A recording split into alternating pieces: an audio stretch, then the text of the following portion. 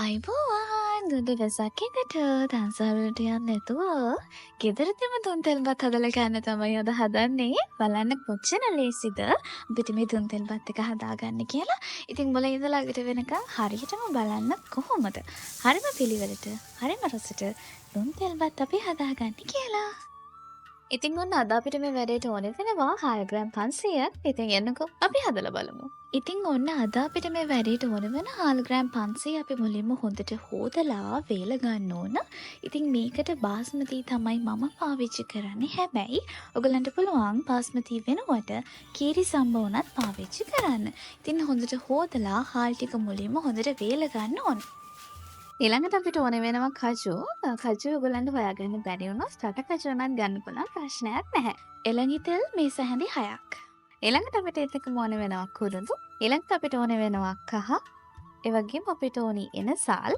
ඒත් එක්කම අපි මේ වැඩේට වියලි මිදි ටිකකුත් එකතු කරගන්න. ඊළඟට අපිට ඕන වෙනවා කරාබනේට් ටිකක්. ඒත් එක්කම අපිට ඕන වෙනවා පොල් ගෙඩියක්. ඊළඟට අපිට ඕන වෙනවා මෙන්න මේ වගේ ලොකු ලුණු ගෙඩියක්. ඊළඟට අපිට ඕනේ කරපිංචා. ඉතින් ඊළඟට අපිට ඕන වෙනවා වතුර. ඒත් එක්කම අපිට ලුණු ස්වල්පයකුත් ඕන වෙනවා. මේකට අපි පොල් කිරි කෝප්ප 4ක් විතර හදා ගන්නවා. ඊළඟට අපි පොට්ටනියක් හදා ගන්න ඕන. ඒකට අපි දා ගන්නවා එනසල්, කරාබුනෙටි සහ කුරුඳු. මේ ටික දාලා තමයි අපි මේ පොට්ටනිය හදා ගන්න ඕනේ. කතරක් අරගෙන මෙන්න මේ වගේ අනවශ්‍ය රෙදි කැරි ටික කපා ගන්න අපේ පොට්ටනියේ. ඊළඟට අපි ඇතලයක් ලිපේ තියලා ස්ටොක් එක හදාගමු. මේකට අපිට වතුර ටිකක් වැඩිපුර ඕනේ. මම හිතන ලීටර් එකමාරක් විතර. ඊට පස්සේ අපි අවශ්‍ය ප්‍රමාණයට ලුණු ඒත් එක්කම අපි හදාගත්ත පොට්ටනිය දාලා හොඳට මේකේ තඹ ගන්න එක තමයි කරන්න ඕනේ.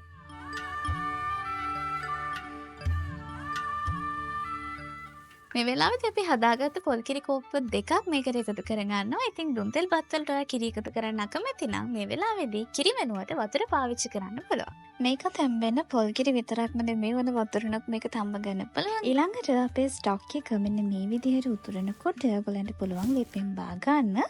තවත් ලොකු මුට්ටියක් වන ලිපේ තියලා ඒකට අපි එකතු කරගන්නවා එළඟි තෙල් මේ සැහැඳි 6ක්. ඒත් එක්කම කපාගත්ත ලුණු, කරපිංචා, රම්පේ මේ ඔක්කොමත් අපි මේ මුට්ටියටම එකතු කරගන්න ඕනේ. ඒත් එක්කම ලස්සන පාටක් ගන්න ඕන කහ ටිකක් එකතු කරගන්නත් වෙනවා. ලුණු ටික රන්වන් පාට වෙනකම් බෙදුනට පස්සේ අපි මෙන්න මේ විදිහට හාල් ටික එකතු කරගන්නවා. හාල් ටිකත් එකතු කරලා විනාඩි 2ක් විතර අපි මේක හොඳට පැදෙන්න තියාගන්න ඕනේ. විනාඩි 2ක් විතර හොඳට මේක පැදෙන්න තියාගන්න ඕන. ඊළඟට අපි ස්ටොක් එක එකතු කරගමු. බාස්මති නිසා ස්ටොක් එකෙන් හරි පොඩ්ඩක් තමයි එකතු කරගන්නේ. මෙන්න මේ විදිහට හොඳට කලවම් කරලා පහලක් තියාගන්න ඕන. ඔන්න මේ වෙනකොට මේක හැදලා ඉවරයි. ඊළඟට අපිට තියෙන්නේ මේක ලස්සන කරගන්න දේවල් ටික සූදානම් කරගන්න එක.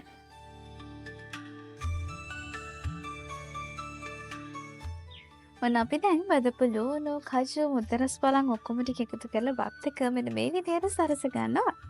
මේ විදිහට හදාගත්ත දුන් තෙල් බත් එක ලස්සන කරන්න ඔයගලන්ට පුළුවන් බදපු ලුණු, ලවට බදගත්ත කජු, ලවට බදගත්ත මුද්දරස් බලන්, බදගත්ත කරපිංචා මේ වගේ ඕන දෙයක් එකතු කරගන්න.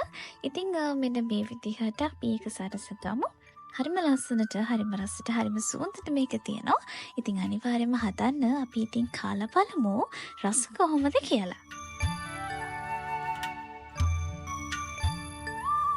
ඉතින් ඔන්නෝම තමයි දුන් තෙල් බත් එක අපි හැදුවේ. මේක හරිම සුවඳට එනවා. ඉතින් අනිවාර්යෙන්ම හදලා බලන්න. දන්සල් බත් කන්න කැමති ඔයගලන්ට අන්න දන්සල් කාලේට අපි දන්සල් බතකුත් කියලා දීලා ඒකත් බලන්න. ඉතින් මේ තියෙන අපි දුන් තෙල් බත් හදපු විදිහ අනිවාර්යෙන්ම හදලා බලලා කියන්න කොහොමද ඔයගලන්ගේ දුන් තෙල් බත් එක රසට, සුවඳට, පාටට ආවද කියලා. ඔන්න දැන් අපි කාලා බලමු රස කොහොමද කියලා. ඉතින් ඔන්න ඔහොම තමයි හැමෝම හොයන දුන් තෙල් බත් එක හැමෝම හොයන කාලෙදිම අපි හදන විදිහ කියලා දුන්නේ. ඉතින් ඔන්න හදලා බලලා රස කොහොමද කියලා අපිට කියලවන්නත් ඔන්න අමතක කරන්න එපා. හැමදාම වගේ බොහොම ආදරෙන් මතක් කරන අපේ YouTube channel එක subscribe කරන්න. ඒ විතරක් නෙවෙයි TikTok, Facebook අපේ accounts follow කරන්නත් ඔන්න අමතක කරන්න එපා. ලබන සතියේ අලුත් වීඩියෝ එකක් අරගෙන එනකන් සතුටින් පරිස්සමින් ආදරෙන් ඉන්න සුබ දවසක්.